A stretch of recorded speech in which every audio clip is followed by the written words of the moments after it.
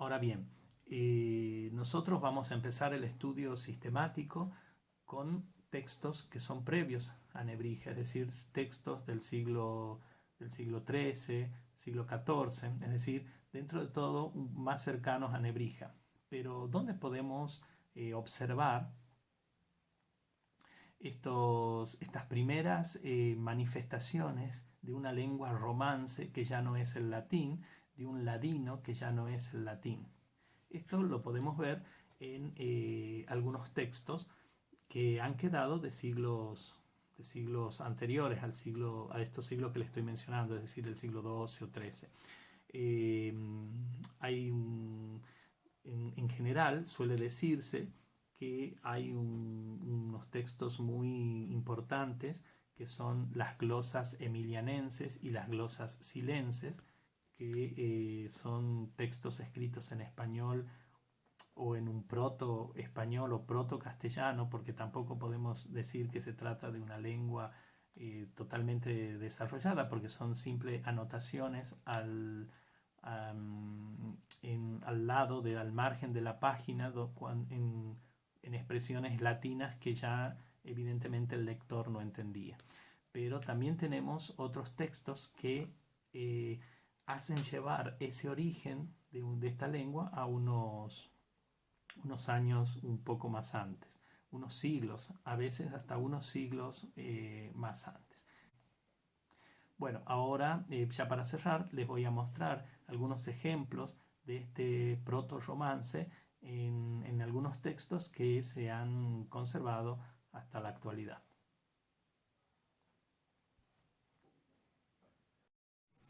Bueno, como les decía, vamos a revisar algunos textos en los cuales aparecen algunos elementos que nos hacen pensar acerca de la circulación de este proto-romance o proto-castellano, llamado así porque todavía no podemos hablar de la configuración de una lengua, o por lo menos no tenemos los testimonios de ellos, pero sí al menos podemos observar algunos rasgos que hacen que esta manifestación lingüística se esté alejando del latín.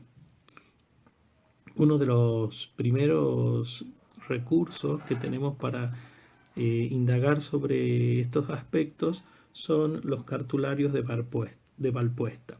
Valpuesta es un pueblo que se encuentra en la región de Burgos, y estos cartularios reúnen una colección de distintos documentos un poco desordenados, que están simplemente cosidos en carpetas o cosidos en cuadernos para preservarlos.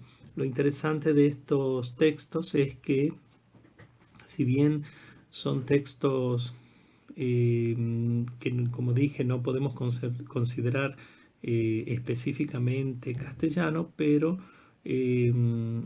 tenemos documentos que se remontan al siglo IX de nuestra era. En esos textos se observan algunos rasgos que ya nos están anunciando los fenómenos fonéticos y fenómenos morfológicos que van a ir configurando lo que ahora conocemos como lengua castellana. Por ejemplo, tenemos la diptongación de vocales, como en este caso la vocal O, que aparece diptongada en UE. Fíjense, del latín conca aparece diptongada en UE, y del latín forum aparece también diptongada en UE. Y también aparece la palabra consejo. Esto es muy importante, o consello, si la queremos pronunciar a lo medieval, pero lo importante es que acá aparece un elemento que no es propio de la lengua latina, un sonido que ya lo hemos anunciado en el análisis de esos pares de sibilantes medievales, pero que ya lo vamos a ver con más detenimiento en las próximas clases. También tenemos otro caso de diptongación, fíjense, la diptongación IE en lugar de una E acentuada del latín. Pelem, pielle.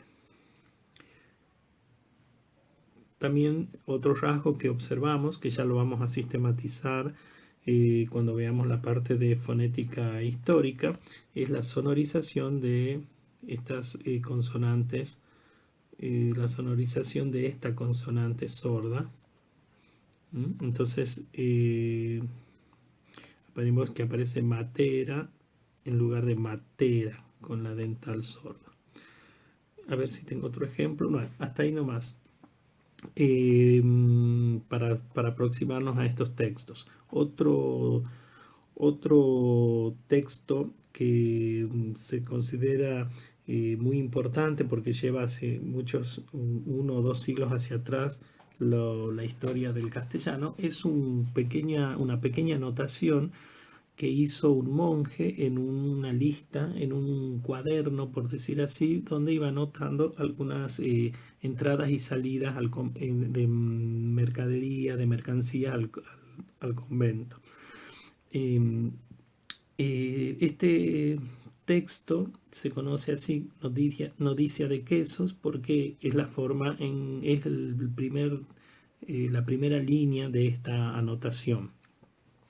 Aquí también podemos ver algunos rasgos que nos hacen pensar en esta escritura, una escritura fonética, o sea, el monje escribe como escucha, y también acá, fíjense, tenemos un avance en una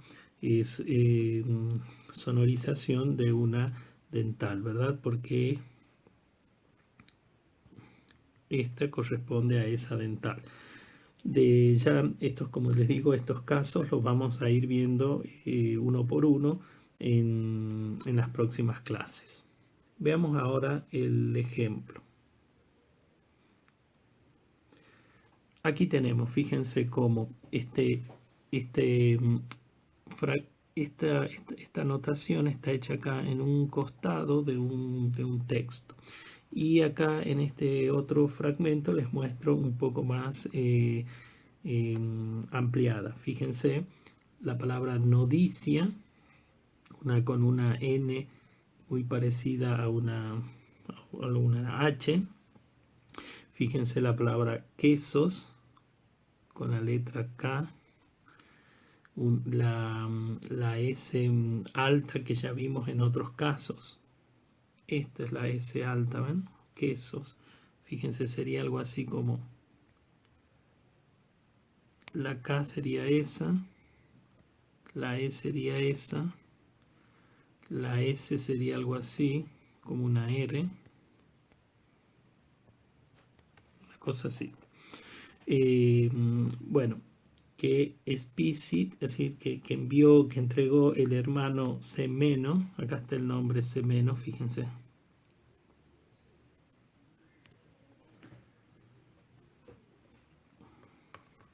Con esa S también que parece una R. Y la E, fíjense cómo el lazo no sale de abajo, sino del medio. Sería una E así.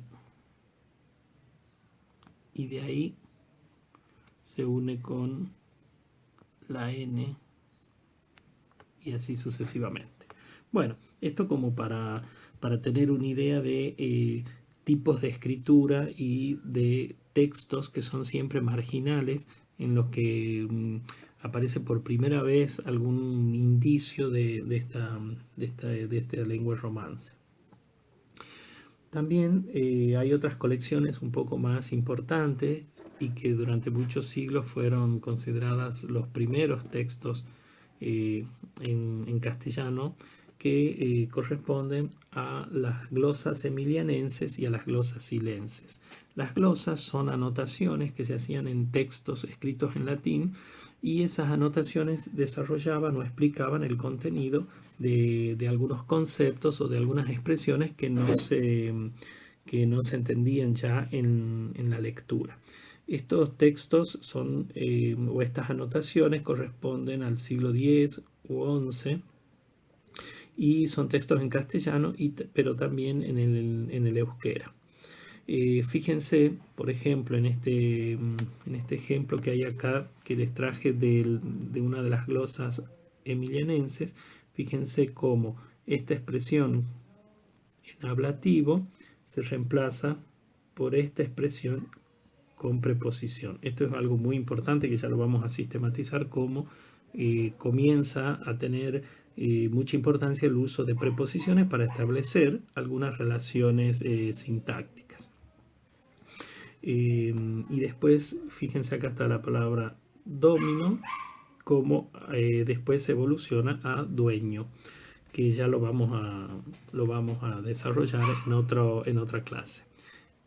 Veamos si hay un ejemplo de las glosas silenses. Fíjense también acá como esta forma de adjetivo, que ya seguramente no tenía un sentido para quien la leía, se despliega con una perífrasis en forma de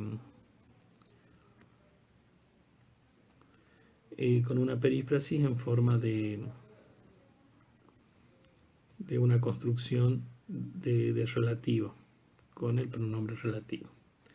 Bien. También tenemos otro ejemplo, como la palabra interficere, que es matare. O sea, están estas aclaraciones. O tempestates. Fíjense que si bien para nosotros la palabra tempestad es bastante común, evidentemente en ese contexto medieval ya había perdido sentido y necesita aclararse como que se trata de vientos malos. Acá no tengan en cuenta esta cuestión de la B larga, B corta, porque es un simple rasgo ortográfico que no tiene que ver con la pronunciación. Bien, acá fíjense, les muestro, fíjense, acá está la frase que es glosada aquí, y ahí dice adjuvanten domino nostro, etc. Pero fíjense que también hay toda una serie de elementos que tienen que ver con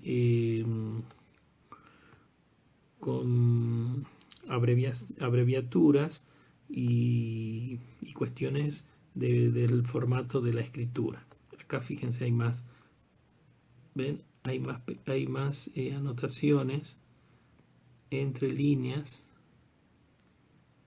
que prácticamente son palabras sueltas. Por eso es que no se puede hablar del desarrollo de una lengua compleja o con mediana complejidad, al menos en la escritura.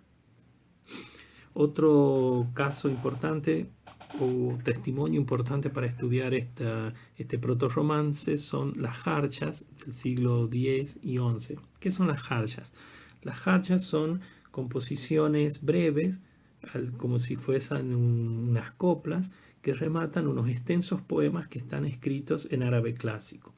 El problema que representaba la interpretación de las jarchas es que, si bien estaban en esta lengua protorromance, aparecían escritas con los caracteres árabes. Por lo tanto, esto dificultó durante mucho tiempo el acceso y la interpretación de estos textos. Acá, por ejemplo, les pongo dos ejemplos de jarcha.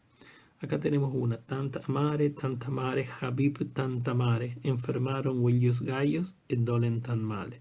Fíjense que prácticamente podemos entender sin demasiado esfuerzo. Sabemos que la palabra Habib o Habibi en árabe representa al amigo, al amante, y con toda una serie de variantes en su connotación, pero esto evidentemente en un contexto de poesía amatoria.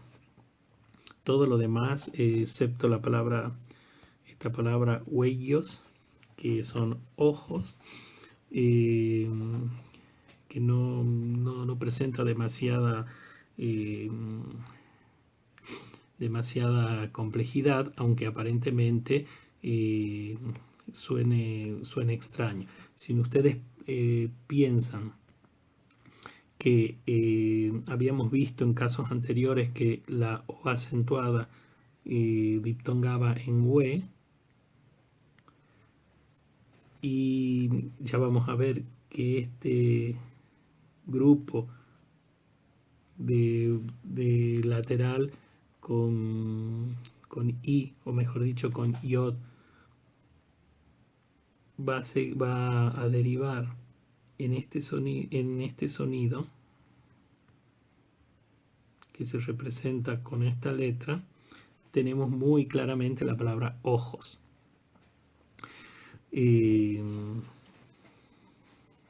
Por supuesto que después esa diptongación no prosperó. Bueno, aquí tenemos otra harcha. Meu Sidi Ibrahim, ya tu omne dolce venta mi de nopte, y non si non queris irerimi ativ, etc. Lo más importante que quiero que vean acá es esta fórmula de tratamiento para dirigirse al amo o al señor, meu Sidi, que después vamos a ver en la forma castellana en el poema del mío Cid, es decir, mi señor. Y otra cosa como nota curiosa, quiero que vean estas formas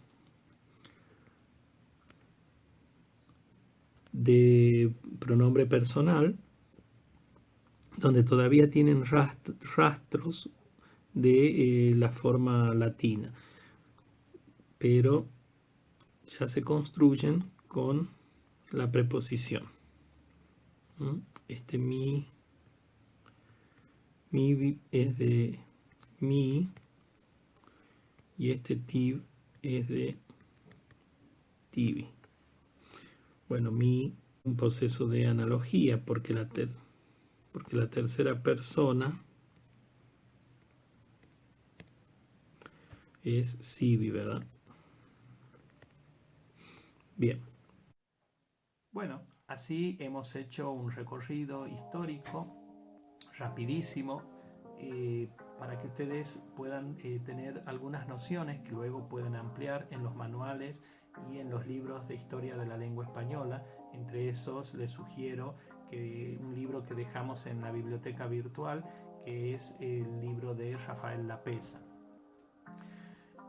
Con esto queremos introducirlos, llevarlos y llevarlas hacia un campo de estudio que a mí me parece fascinante y que va a ser la fonología y la morfología y la sintaxis histórica, que es lo que vamos a desarrollar en las siguientes clases. Bueno, nos vemos hasta la próxima.